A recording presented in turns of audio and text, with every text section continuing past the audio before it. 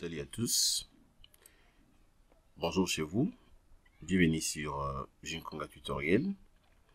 J'espère que vous allez très bien, bon week-end. Alors, devant ce projet, ça c'est une poutre hyperstatique, une poutre à plusieurs travées. Vous avez 1, 2, 3, 4 travées, ayant 5 appuis.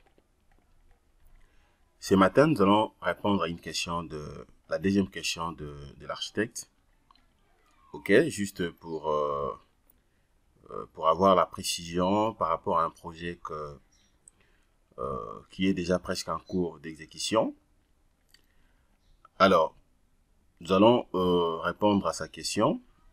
Comme ça sera aussi bénéfique pour les autres. Donc, ce que nous allons faire, sur cette poutre hyperstatique ayant 4 travées et puis 5 appuis, notre problématique ici, c'est à quel niveau? Vous avez donc le premier appui intitulé justement l'appui A. Le deuxième, c'est l'appui B. Vous avez le troisième, c'est l'appui C. Quatrième, vous avez donc l'appui D, ainsi que l'appui E. Alors, sa préoccupation, c'est comment peut-on appliquer donc les déformations verticales au niveau de l'appui B et au niveau de l'appui 2. Je reprends. Par rapport à l'énoncé, cette poutre hyperstatique, c'est une poutre qui subit des mouvements, bien sûr verticales. Vous avez premièrement, nous avons donc le déplacement vertical ici au niveau de l'appui B. Et puis vous avez aussi un autre déplacement vertical toujours au niveau de l'appui 2. Autrement dit, pour dire ça simple, retenez que l'appui B subit un tassement différentiel par rapport à d'autres appuis. Et aussi l'appui 2 subit aussi le même tassement différentiel. Mais sauf que ça se diffère tout simplement au niveau des sens. Cet appui subit un tassement différentiel, bien sûr vertical, qui va donc du haut vers le bas. C'est-à-dire les sens, ça va du haut vers le bas. Tandis que l'appui 2, c'est un appui qui subit également un tassement différentiel, mais cette fois-ci, c'est l'inverse de l'appui B. C'est-à-dire, ces tassements, les mouvements verticaux va donc du bas vers le haut. Alors, sa question, comment peut-on insérer ces déplacements verticaux sur Robot Structural Analysis? Suivez-moi très bien. Je vais faire de mon mieux pour ne pas être rapide et vous allez retenir comment ça fonctionne. Merci. On y va.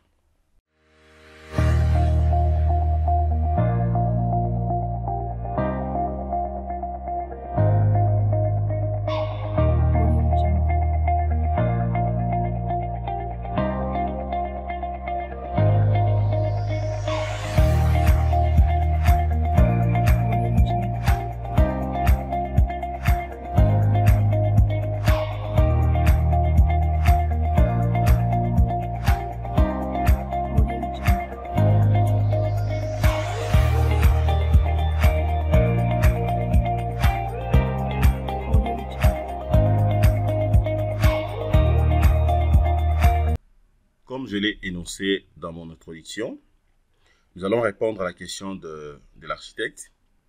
Comment insérer le déplacement vertical au niveau de l'appui B et au niveau de l'appui C? Ensemble avec vous, nous allons reprendre rapidement donc cette modélisation. C'est vraiment très simple et facile. Ok, je crois que nos portées ici, ça fait 2,50 m, 2,50 m. Partout, c'est 2,50 m. Voilà, nous avons une charge uniformément répartie partout de 100 kN par mètre. Donc, nous allons répondre d'abord à la modélisation et puis appliquer les chargements. Je vais cliquer sur Fichier, je prends Nouveau projet. Ok, je prends ça et puis je clique sur Non. Voilà, je vérifie rapidement l'unité comme d'habitude. Voilà, chez les kilonewtons mètres. Déjà, c'est bon pour moi. Je peux fermer. Là, je prends définition des axes, c'est-à-dire les lignes de construction. Je vais travailler avec les coordonnées et cartésiennes. Je vais répéter combien de fois? Donc, 4 fois, puisque j'ai 4 travées.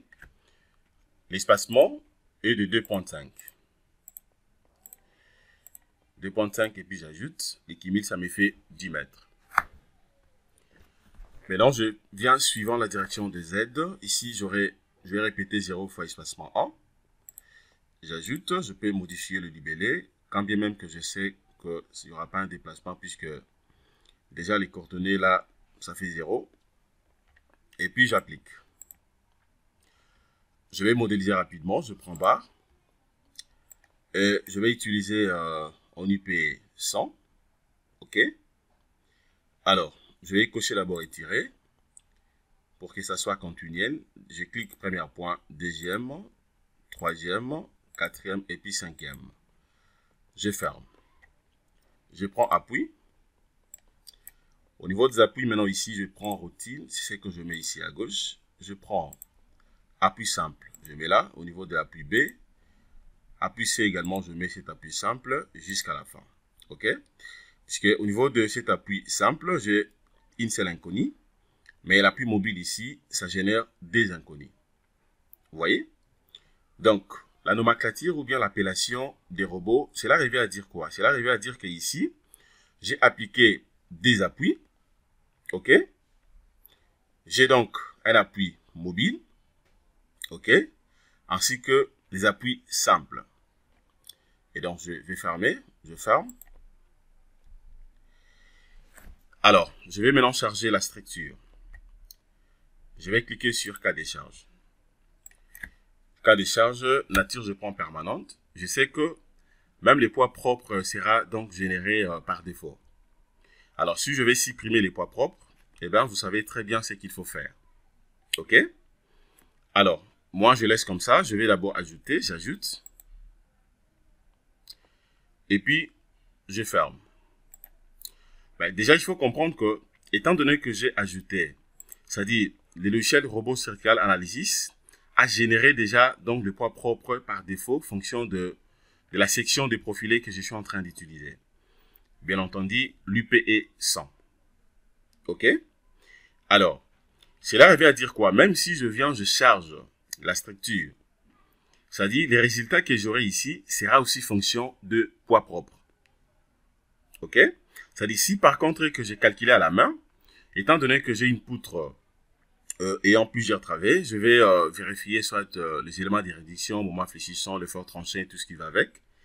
C'est-à-dire pour avoir la véracité des vraies valeurs, je serai obligé de supprimer le poids propre. Pourquoi? Puisqu'il semblerait que le poids propre va influencer aussi nos données en termes de calcul. Voilà, je vais vous montrer comment les supprimer. D'abord, je vais charger la structure. Je viens maintenant, je prends définir charge. Je vais prendre barre. C'est une charge uniformément répartie, comme je l'ai dit. Voilà, sa valeur, je déjà inséré. Donc, ça fait 10 kN par mètre. Alors, comme c'est une charge qui va du haut vers le bas, je vais insérer les signes à moins. Je clique là. Et puis, j'ajoute. Je vais numéroter d'abord les barres. Donc, au total, j'ai 4 barres. Alors, pour appliquer ça directement une fois pour toutes, je viens là, je vais mettre seulement les numéros. Je mets des 1, première barre, jusqu'au 4. Et puis, j'applique. C'est bien. Et je ferme. OK? Mais je sais que les poids propres est toujours pris en compte. Et je n'ai pas encore appliqué aussi le déplacement au niveau de l'appui B et au niveau de l'appui C. Le déplacement est de 2 cm. Ici est de 2 cm. De l'autre côté aussi de 2 cm. Autrement dit, l'étachement différentiel. Au niveau de cette poutre est de 2 cm au point B et au point 2. Et donc, je vais cliquer là pour avoir aussi le valeur des chargements. Je vais cacher même la section des profilés. Avant d'appliquer d'abord les deux déformations, déplacement vertical plutôt, donc je vais calculer d'abord. Je calcule. Regardez d'abord la différence. Je vais d'abord vérifier les diagrammes de l'effort tranchant. prenons le diagramme de moment fléchissant. Je prends résultat, je prends diagramme. Je vais cocher diagramme de moment fléchissant suivant bien sûr la direction de MY. Paramètres différenciés, description différenciée. Et ben, je peux prendre une forme si je veux et puis j'applique. Dès que j'applique, je prends même assuré. Voilà. Regardez maintenant l'enlire du diagramme de moment fléchissant. Déjà, vous voyez ici que c'est symétrique. Hein? Vraiment, c'est symétrique puisque la structure également, elle est symétrique. Voilà. Le max est là, ça fait 4,86. OK, c'est ça les max. Kilonewton mètre, positif. De l'autre côté aussi, j'ai la même valeur, ainsi de suite.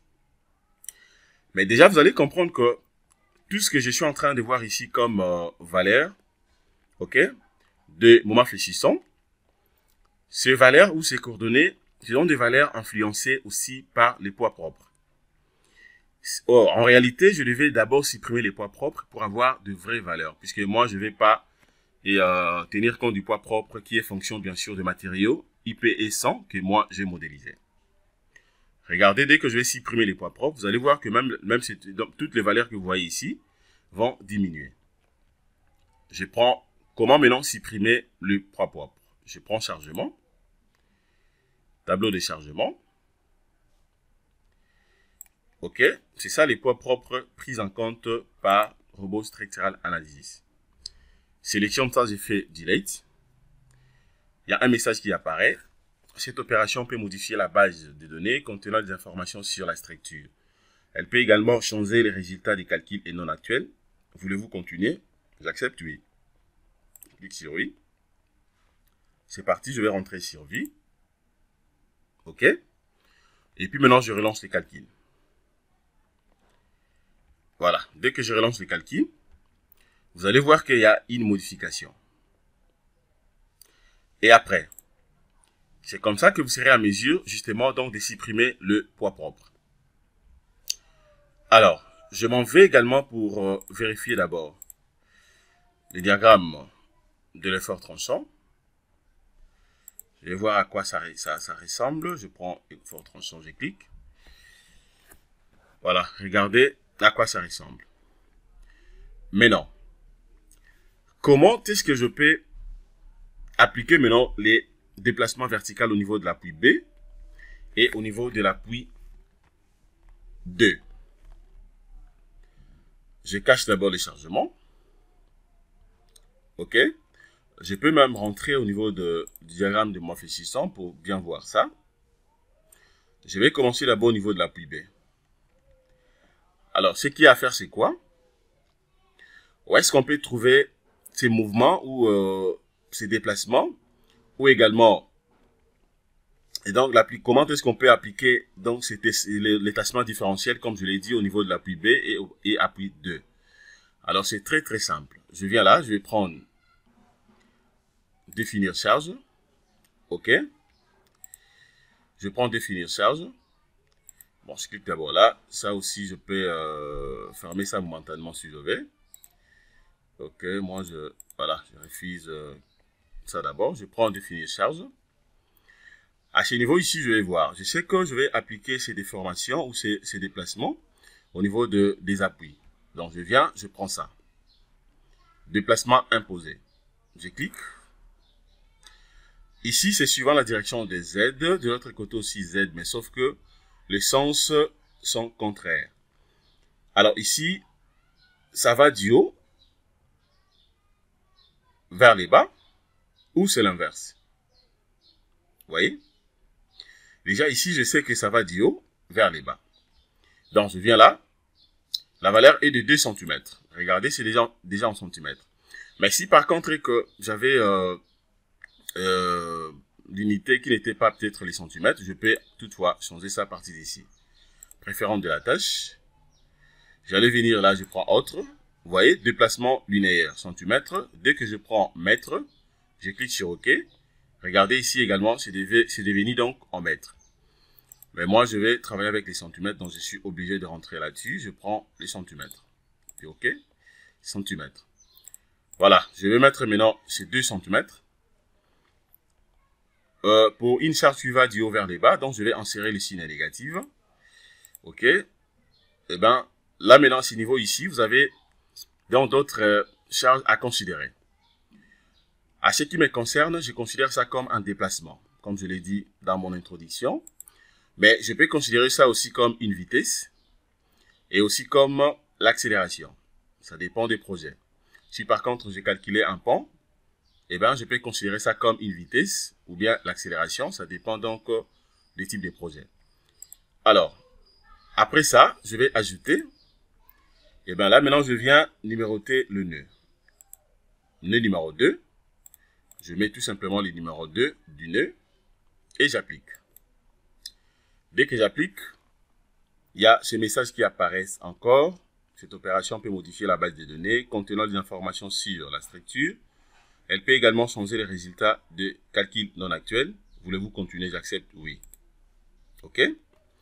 Regardez déjà à ce niveau, je viens d'insérer donc le déplacement imposé. Le déplacement ici, donc autrement dit, le tassement différentiel de l'appui B par rapport à d'autres appuis. Donc c'est ce que vous voyez ici. OK. Alors, je vais faire la même chose au niveau de l'appui 2. A, B, C, 2, donc je suis là. Au niveau de l'appui 4. Je vais rentrer tout simplement là-bas. Étant donné que j'ai la même valeur, je peux tout simplement changer donc le sens. Je vais enlever les signes moins, puisque là, ça va du bas vers le haut. Et bien, je viens là pour ajouter. Dès que j'ajoute, je mets maintenant le numéro de nœud, numéro 4. Et puis, j'applique.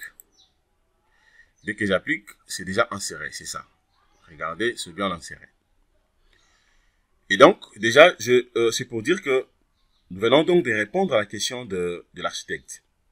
OK, donc c'est comme ça que vous serez à mesure d'insérer des déplacements imposés au niveau des appuis. Alors, et après maintenant, ce que je fais, c'est quoi? Eh bien, je peux tout simplement fermer. Je ferme. Je viens là, je clique ici. Et puis, je peux visualiser directement ces valeurs. Vous avez donc le 2 cm inséré ici. Comprenez que dans ce prix en mètres, donc ça fait 0.02. Et de l'autre côté aussi, on a la même chose. OK? Puisque j'avais défini comme l'unité de longueur le mètre par défaut. Et bien, maintenant, je vais faire quoi? Je peux tout simplement relancer les calculs. Aussitôt appliqué, je viens là, je vais relancer les calculs. Je relance. OK? Dès que je relance, observez ici. Vous voyez, même en lire le diagramme de mouvement fléchissant change. OK? Ça changeait automatiquement. Le max, ce n'est plus de 4.82, quelque chose comme ça. Maintenant, là, c'est de 6.27. OK? C'est ça les max. Je vais vérifier d'abord la structure rapidement pour me rassurer que je n'ai pas commis des erreurs. Donc, c'est bon. OK? Donc, ça, c'est le diagramme de mouvement fléchissant. Et donc, vous voyez déjà que l'influence des déplacements imposés ici. Et donc, c'est pour dire que si, par contre, vous vérifiez une structure dont tout est chargé correctement et qu'il n'y a pas des appuis qui subissent et un déplacement vertical ou un tassement différentiel, c'est-à-dire que vous n'aurez pas de même résultat. OK? Même l'enlire de diagramme aussi va changer, bien sûr, en fonction justement de valeur. OK? Je vais jeter un coup d'œil rapidement aussi pour au niveau de l'effort tranchant. Eh bien, je prends maintenant l'effort tranchant. Voilà, même ici également, vous allez voir l'influence. Et donc, j'espère que nous sommes arrivés à la fin de cette petite formation. À ce niveau, je peux tout voir. Hein. Je peux voir en tout cas les tout, même les déformations. Je peux vérifier aussi donc la contrainte normale max, contrainte normale min, contrainte de flexion. OK, donc vous pouvez vérifier la contrainte de flexion max, contrainte de flexion min, et voir même la contrainte des cisaillements. Vous pouvez tout voir, la contrainte des cisaillements et tout ce qui va avec. Et vous avez la possibilité même d'aller plus loin, de vérifier soit la valeur de moment ou de l'effort tranchant à une distance qui varie. OK? Par exemple, c'est juste question, donc je peux venir là, je prends soit résultat. Et bien, je peux prendre donc analyse détaillée, je clique. Vous voyez? À partir d'ici, dès que je viens, bon là il s'agit de l'effort tranchant, je prends soit l'effort tranchant, j'applique. Voilà, vous avez donc tout ça. Si je vais voir la valeur de l'effort tranchant à une distance qui varie, bien sûr, eh ben, c'est très très simple. C'est juste question de venir ici. Attendez, je viens là. Hop, attendez, je vais d'abord masquer ça un peu. Ok, je viens là. Je clique X0 et je commence maintenant à défiler. Dès que je défile, je lis directement la valeur à ce niveau ici. Vous voyez, la valeur actuelle suivant la distance que moi je vais fixer. Ok? Et donc, je crois que nous sommes arrivés à la fin. Nous avons très très bien répondu à la question de M. l'architecte. Et donc, voilà, abonnez-vous massivement sur notre chaîne YouTube, likez nos vidéos, commentez ainsi que partagez. Alors, pour tous ceux ou celles qui veulent suivre la formation avec Jinkunga Tutoriel, que ce soit une formation en présentiel ou en ligne, eh bien, vous avez donc toutes nos coordonnées. Prière de nous écrire inbox. Nous allons nous fixer de manière à ce que vous puissiez suivre la formation en présentiel ou bien en ligne sans problème. Voilà, merci de votre disponibilité. Passez une excellente journée. Au revoir.